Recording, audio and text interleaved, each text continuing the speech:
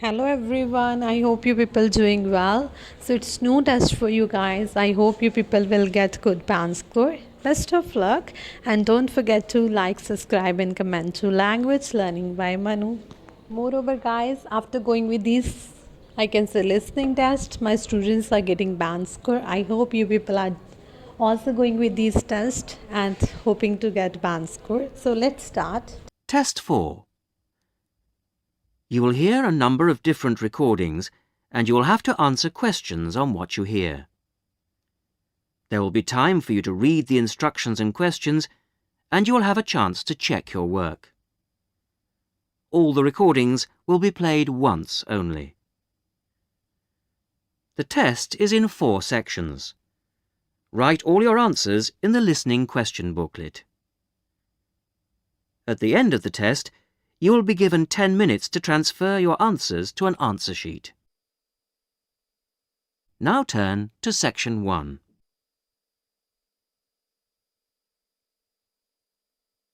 Section 1. You will hear a conversation between 2 friends who are planning to visit a friend of theirs who has just had a baby.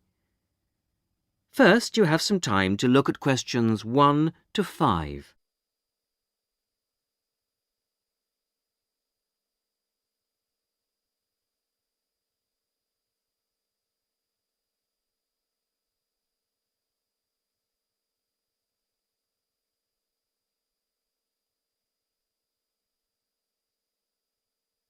You will see that there is an example which has been done for you.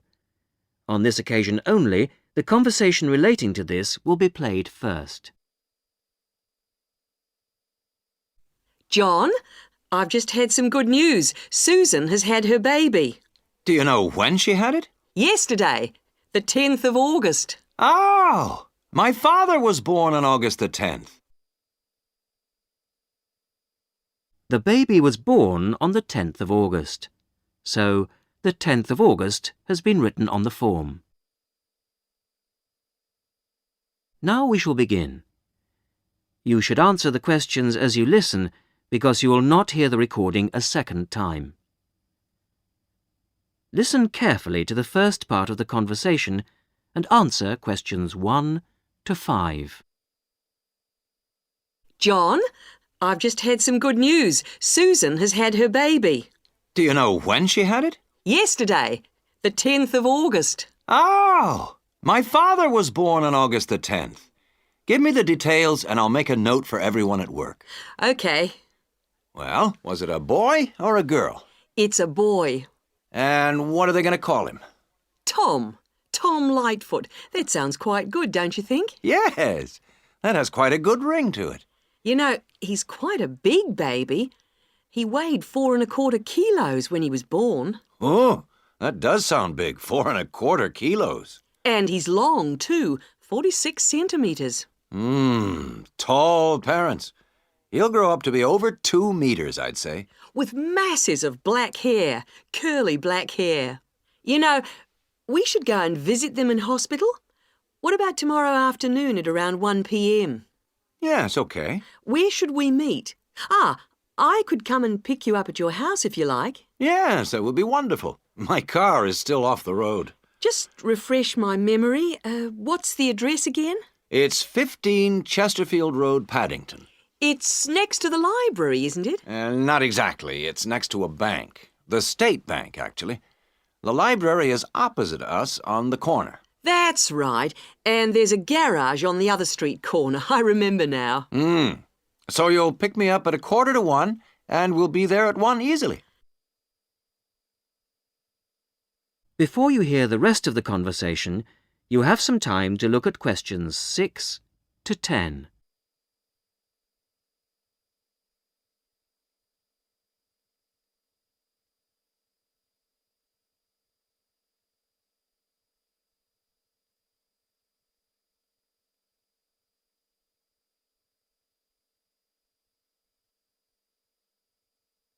Now listen and answer questions 6 to 10. Now, what should we take? We must take them something. I always think flowers are good to take to someone in hospital, don't you? Well, not really. Everyone always brings flowers and they don't last. I think it's much better to take a pot plant so she can take it home with her. Yes, but then she has to remember to water it. And what about a big box of chocolates? OK, chocolate sounds fine. We should get something for the baby too. What do you think? Yes, you're right. What do you think of something like baby shampoo or talcum powder? Or we could get a little hat or something like that. We don't know the size or the right color, do we? I think we should get something they wouldn't normally buy. What about a soft toy of some sort? Yes, a soft toy. What about a teddy bear? I could get one early tomorrow at the market, and I could probably get the chocolates there, too. Good. So you'll pick me up at 1:45 at my place, and I'll make sure that I've got the presents. You must remember how much you paid for the gifts, so I can pay you back for half. If they're going to be from both of us, I would like to go shares. Okay. I'd say the chocolates would be about $15 for something nice and not too small, and the toy would be around $35 or so, I think. Good, that'll be fine. About $25 each then. Good. I'll pick you up then on Sunday at 12:45. Okay. See you then. Bye. That is the end of section 1. You will now have half a minute to check your answers.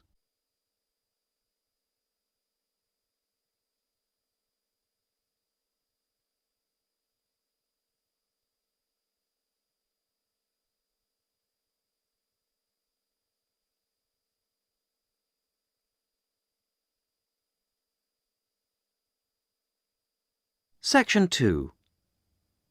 You will hear a popular science radio program. Liz Shearer talks about some new devices for use in the home. Now turn to Section 2. First, you have some time to look at questions 11 to 16.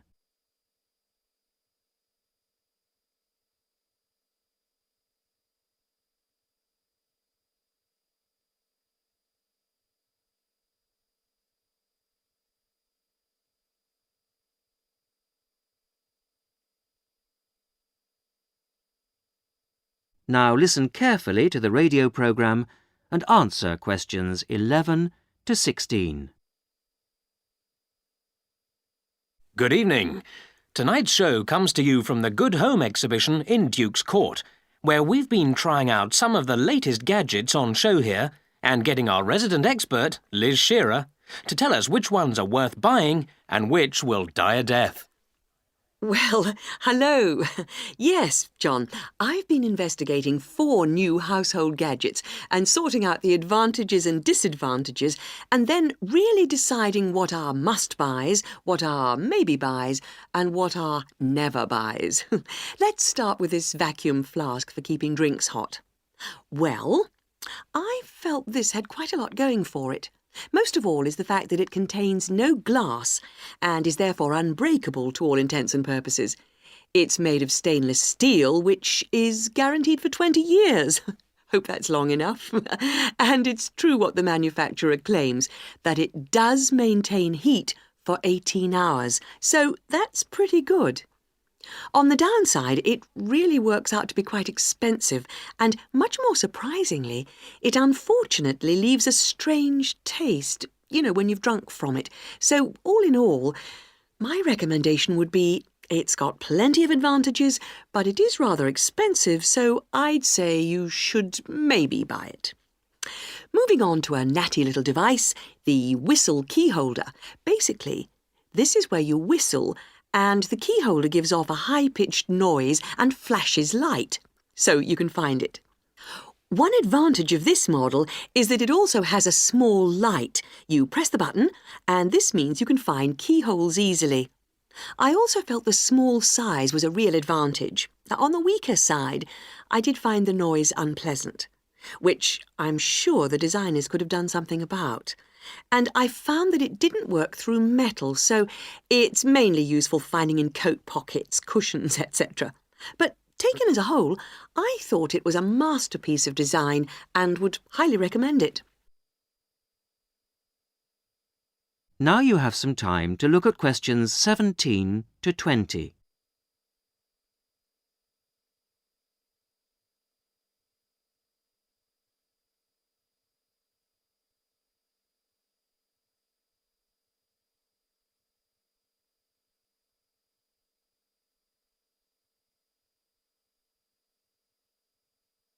Now listen and answer questions 17 to 20. The third gizmo is called the Army flashlight because it was developed initially for military use. It works by squeezing the handle to generate the power.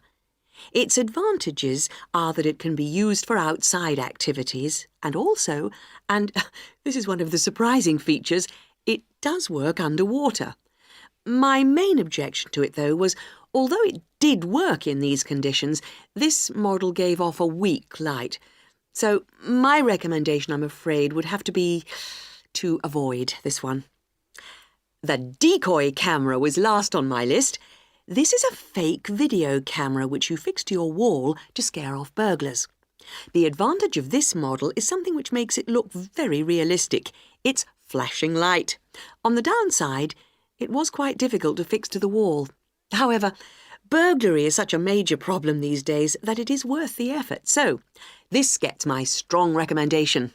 OK, thanks for that, Liz. And now I'd like to... That is the end of section 2. You will now have half a minute to check your answers.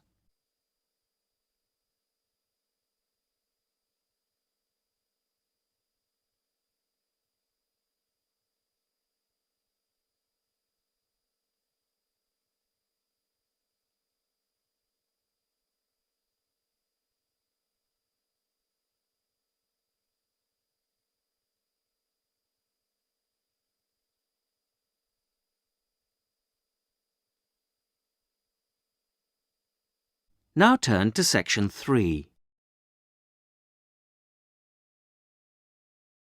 Section 3.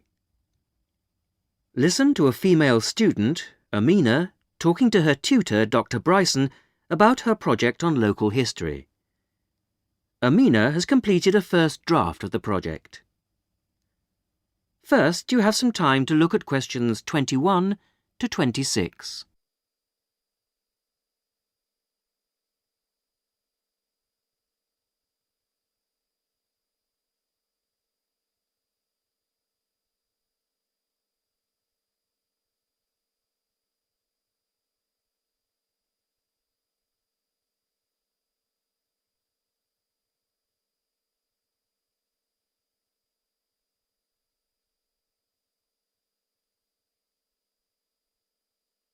Now listen carefully to the first part of the discussion and answer questions 21 to 26. Well, Amina, thanks for letting me have your draft in such good time. Oh, that's all right. I was just very anxious to hear what you think of it. You can see that I decided to change the topic. I had been interested in looking at Bering's factory. Oh, I think the hospital was a much better choice. In fact, well, I have to say that I thought it was good. Oh. There's still lots of work to be done. Oh, yes, of course. But there's plenty of good ideas. It opens well, and the first chapter is fine, but the middle section really stood out for me. Most interesting. That's amazing, because I really didn't find it a bit easy to write. How long did you work on the whole thing? Well, I spent about 2 or 3 weeks reading and doing general research, and then I dashed the writing off very quickly. So about 4 weeks in all. Well, that's about par for the course. You've got a while yet to make the changes. Oh, right. No problem. Right. Let's have a look at my notes here. OK, starting with section headings. The broad divisions are good, but you'll have to redo the actual headings. I've made some suggestions in the margins. OK, thanks. Now, this information on local housing. I can see why you put it there, but it really isn't relevant to the approach you've taken. I think I see what you mean. Oh, what did I say about the interviews? Oh, I worked very hard on those. I really thought they were valuable. Oh, they are, Amina, but they're very complex and rather unclear at the moment. You're going to have to spend a bit of time making the data a lot clearer. OK, as long as I don't have to remove them altogether. No, don't worry. What about the chronology, the list of dates? I wasn't sure whether I should rewrite those. My advice on that is to take them out. I feel it makes the whole piece appear too simplistic.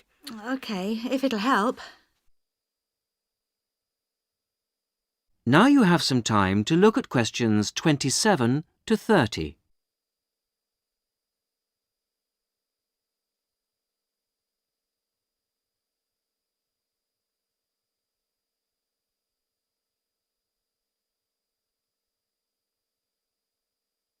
Now listen to the rest of the discussion and answer questions 27 to 30. Now, there are a couple of other books I'd like you to look at. Have you got a pen? Right. Approaches to Local History by John Mervis. Right. And then I think you need to think about ways of representing interview data. Have a look at Sight and Sound by Kate Oakwell. Sight and sound. And you know I'm going away on holiday next week. Yes. So when you've made the changes, I suggest you show the work to your support tutor. Support tutor. Right. Then you do the proofreading. Proofreading. When by, do you think? I'd aim for the 29th of June. And after that, you should get it laser printed. But be careful, because the computer center closes on the 10th of July. And then I hand it in to... Oh, the faculty office, as usual. OK, that's fine. I think I'm all set now. Thanks very much for all your help. A pleasure. See you when I get back. Yep. Thanks, Dr. Bryson. Bye. Bye. That is the end of section 3. You will now have half a minute to check your answers.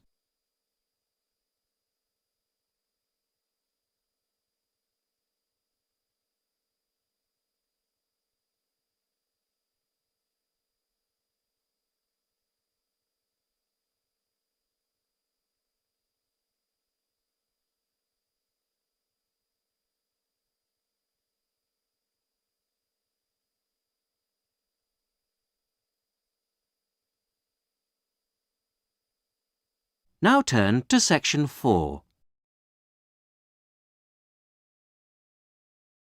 Section 4. You will hear a talk given by a university lecturer about the impact of environmental noise on a proposed building site. Before you hear the talk, you have some time to look at questions 31 to 35.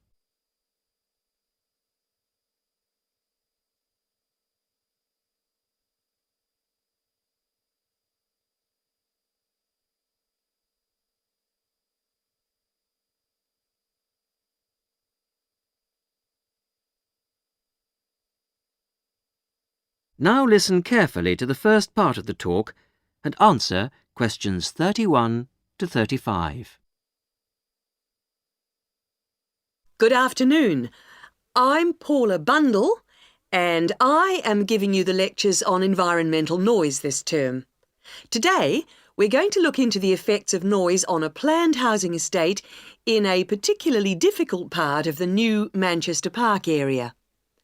This site is not as bad as some I have researched in the past.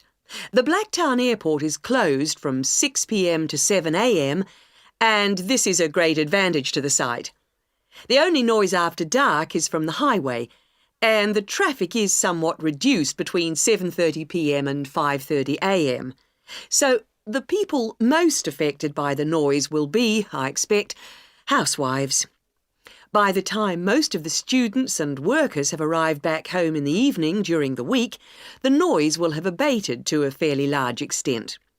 The weekends are still a problem, of course, but the traffic is certainly reduced on Saturdays to a large extent, and even more so on Sundays. Of course, modifications to houses will be necessary at a site like this, and they come at a significant cost to the developer and home buyer. The modifications I'm about to outline will add about $25,000 to the price of a newly built house. That will still mean a cheaper house than in a less noisy and more desirable area. A bit of background would not go astray. I understand that you are all familiar with the proposed development site at Manchester Park. It's a particularly difficult one in terms of noise, with the highway along the eastern perimeter and the Blacktown Airport not 3 kilometres away to the north. Of course, those nearest the highway will be the worst hit, with heavy traffic noise as well as the noise from the light planes overhead. As you all know, the normal noise threshold for private housing is 55 decibels. At this site, the levels have been recorded as high as 67 decibels. Before the talk continues, you have some time to look at questions 36 to 40.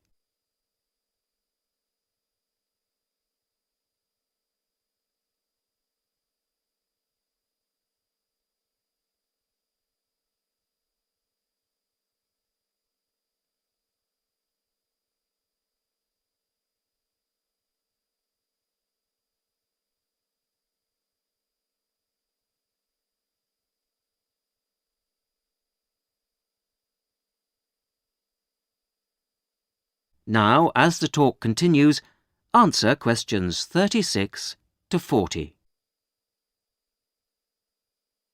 The construction of the houses has to be somewhat modified from houses in most areas. In the houses on the highway and in the noisiest areas of this site, there will be a need for specialised double glazing, and special acoustic seals will have to be fitted to the doors. All exterior doors in this especially noisy pocket will have to be solid core wood doors with hinges.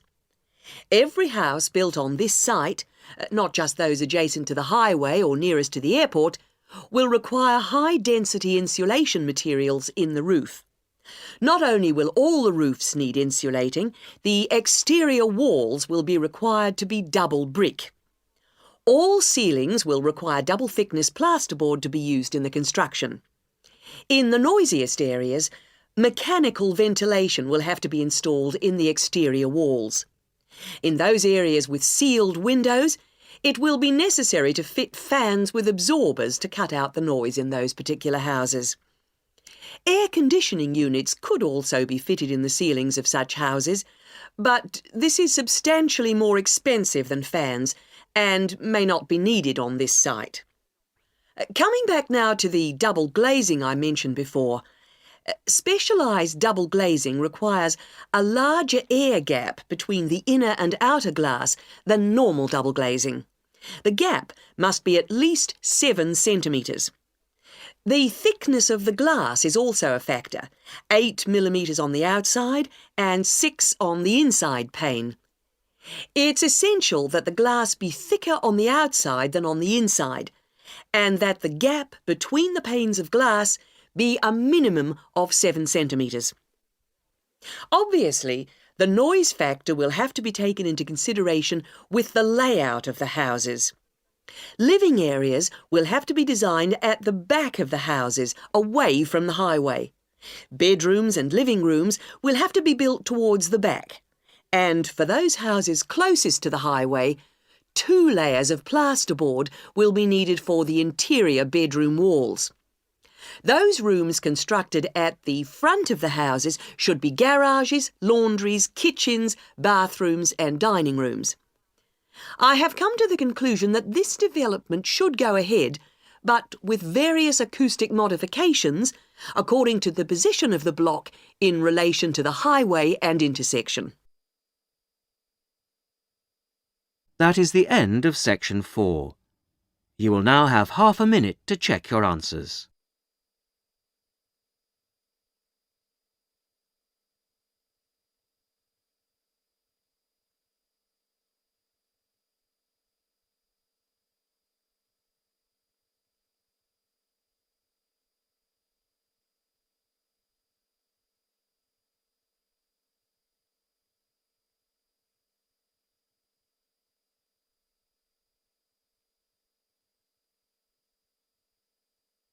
That is the end of the listening test.